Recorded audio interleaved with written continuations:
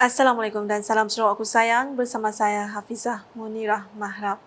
Fokus utama, Premier Sarawak Datuk Petinggi Tan Sri Dr. Abang Abdul Rahman Zohari Tun Dato' Abang Openg mencadangkan agar peranan Lembaga Kemajuan Bintulu BDA diperluaskan. Menteri Industri Makanan, Komoditi dan Pembangunan Wilayah Sarawak Datuk Sri Dr. Stephen Rudi Utom berkata, beliau telah berbincang dengan Premier Sarawak untuk menubuhkan sebuah agensi seperti Agensi Pembangunan Ulu Rajang URDA. Sebaliknya, ujarnya, Datuk Petinggi Tan Sri Abang Zohari mencadangkan pula supaya peranan BDA diperluaskan lagi, memandangkan agensi tersebut mempunyai peruntukan tersendiri bagi menyelesaikan masalah keperluan asas seperti jalan raya, bekalan air bersih dan lain-lain.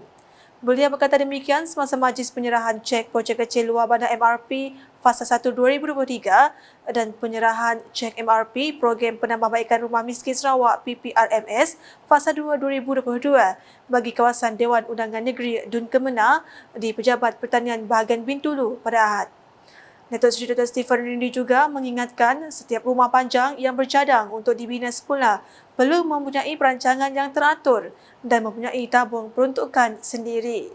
Jelasnya peruntukan MRP yang disalurkan hanya untuk membantu menambah dana sedia ada dan perlu diagih dengan berhemah kepada setiap penduduk atau rumah panjang yang memerlukan.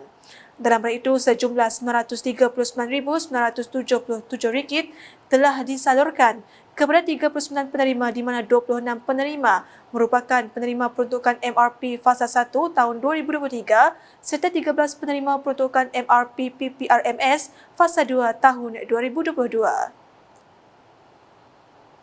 Dalam perkembangan lain, Datuk Seri Dr. Stephen Rundi berkata, program Giam Bidai Explorer dapat membantu mempromosikan daerah Subis sebagai sebuah destinasi pelancongan di Sarawak.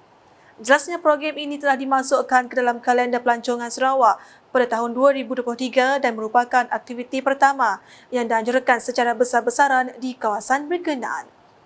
Melalui aktiviti begini dan meletakkan program ini sebagai salah satu program di bawah kalender pelancongan Sarawak secara tidak langsung, ianya akan dapat menaikkan nama Giam Bidai di mata dunia dan khasnya dimiliki di Sarawak. Beliau berkata demikian dalam teks ucapan yang dibacakan oleh Pegawai Tadbir Khas Bogi Juntan semasa program Giam Bidai Explorer di Ulu Niah baru-baru ini. Tambah beliau, program sebegini akan dapat mengeratkan perpaduan di kalangan agensi kerajaan dan komuniti tempatan.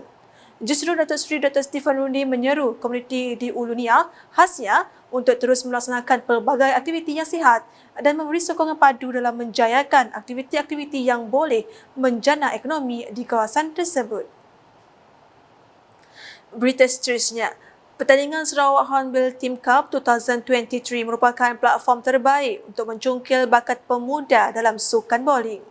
Menteri Belia Sukan dan Pembangunan Usahawan Sarawak, Datuk Seri Abdul Karim Rahman Hamzah memberitahu, pertandingan ini mampu mencari bakat baharu dan membesarkan asas atlet, terutamanya dalam kalangan anak-anak sekolah di Sarawak. Kita dapat feedback yang amat baik sekali bahawa selain daripada mencari bakat-bakat baru dalam atlet-atlet, mereka juga dapat membesarkan base atlet, terutama sekali di antara anak-anak sekolah,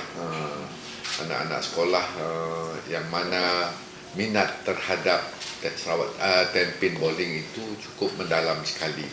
Karena kita tahu kalau kita hendak maju ke hadapan dalam apa-apa sukan, selain daripada dapat menyediakan para atlet yang kita anggap sebagai elit untuk mewakili negeri, kita mesti ada backup team dan tim-tim yang besar untuk kita mencari bakat-bakat baru untuk masa depan. Beliau berkata demikian pada sidang media Sarawak Hornbill Team Cup 2023 di Pusat Akuatik Bandar Lela Kuching pada Selasa. Dalam hal itu, Datuk Seri Abdul Karim berkata pertandingan sebegini mampu menarik pelancong dari luar negeri, terutamanya selepas penganjuran Festival Muzik Hutan Hujan Sedunia RWMF 2023 yang disambut meriah. Jelasnya lagi, objektif pertandingan ini adalah untuk meneliti tahap kemahiran pasukan 10 pin bowling Sarawak berbanding pasukan lain. Untuk rekod, pertandingan Sarawak Hornbill Team Cup 2023 bakal berlangsung pada 3 hingga 9 Julai depan di Megalands Batu Kawah, Kuching. Seramai 22 pasukan akan sertai kejohanan itu dengan penyertaan dari dalam negeri dan juga Sabah, Selangor, Kuala Lumpur serta Pulau Pinang. Laporan selanjutnya, golongan wanita di Sarawak khususnya di Sarike disarankan merebut peluang menjana pendapatan yang telah disediakan oleh Jabatan Wanita dan Keluarga Sarawak JWKS. Menteri Pembangunan Wanita, Kanak-kanak dan Kesejahteraan Komuniti Sarawak KPWK Datuk Seri Fatimah Abdullah berkata, ini bagi membolehkan golongan ini meraih pendapatan yang lebih baik sekaligus menikmati kehidupan yang lebih berkualiti. Menurutnya, golongan wanita juga digalak melayari laman web KPWK dan JWKS untuk mengikuti program berkaitan celik IT agar sebarang pautan kepada kandungan digital oleh pihaknya turut dapat digongsi dan mampu diakses bersama. Beliau berkata demikian pada sesi lipat urus JWKS bersama wanita PBB Sarike di Pusat Kemahiran Jahitan Komuniti Sarike pada Isnin. Mengenai program yang dilaksanakan oleh JWKS, beliau berkata terdapat 3 bantuan atau geran yang boleh dimanfaatkan. Katanya pertama adalah bantuan ketua isi rumah wanita Kirwas, iaitu bantuan berbentuk tunai sebagai tambahan modal perniagaan. Manakala yang kedua adalah geran modal pemerkasaan wanita Sarawak, iaitu geran berbentuk kelengkapan perniagaan yang diharap dapat membantu meningkatkan produktiviti perniagaan usahawan wanita sekaligus meningkatkan pendapatan. Dalam memperkasakan pertubuhan bukan kerajaan NGO, beliau memberitahu kementeriannya melalui JWKS telah menyediakan geran pemerkasaan NGO khusus bagi NGO wanita Sarawak dalam menjalankan aktiviti berkaitan fokus utama jabatan iaitu pemerkasaan ekonomi dan kepimpinan. Justru beliau berharap sesi berkenaan dapat menjadi landasan bagi menghubungkan wanita Sarike khasnya dengan pihak KPWK dan JWKS untuk mendapatkan bantuan dan geran yang disediakan. Paparan berikutnya, cetusan inspirasi pelajar tahun akhir Cipta menjadi platform terbaik untuk mengenal pasti serta mempertingkatkan kreativiti pelajar Universiti Malaysia Sarawak UNIMAS bagi menghasilkan produk inovatif berlandaskan pasaran industri kreatif ketika ini. Timbalan Menteri di Jabatan Premier Sarawak, Hal Korporat Penerangan dan UKAS, Datuk Abdullah Saidul berkata, pelajar universiti dapat memberikan pandangan baru dan bimbingan dalam penggumbalan karya seni yang inovatif.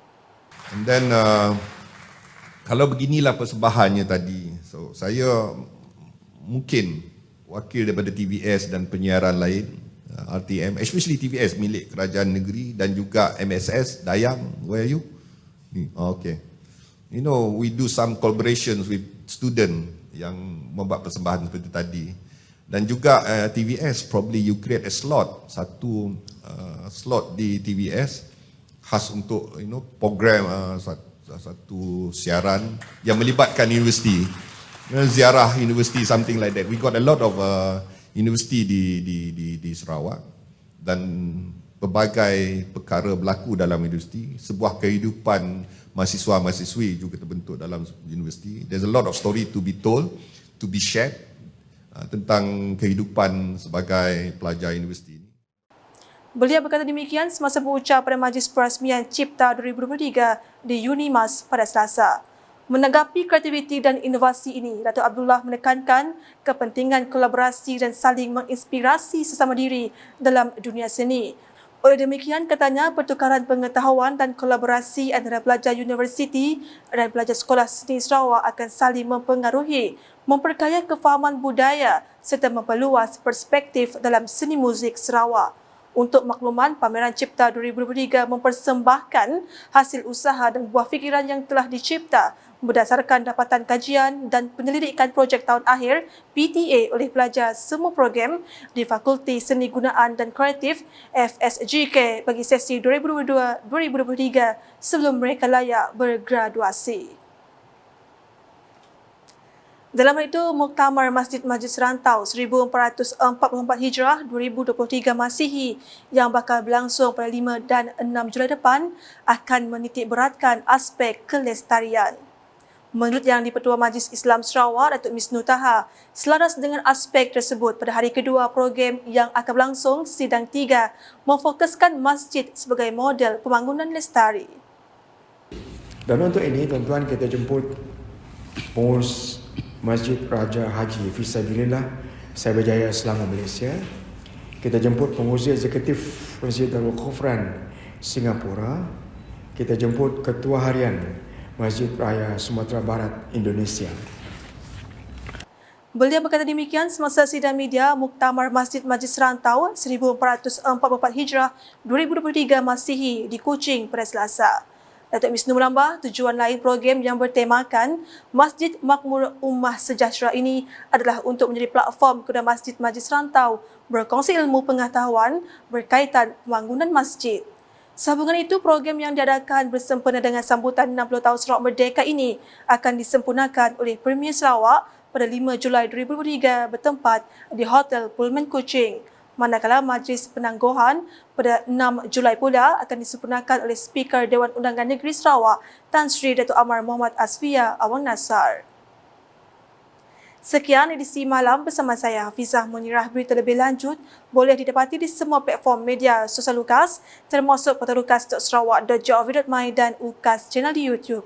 Sebelum mengakhiri buletin UKAS edisi malam ini, saksikan Majlis Peresmian Cipta 2023 di Unimas pada Selasa. #Penyebar Fakta, Salam UKAS.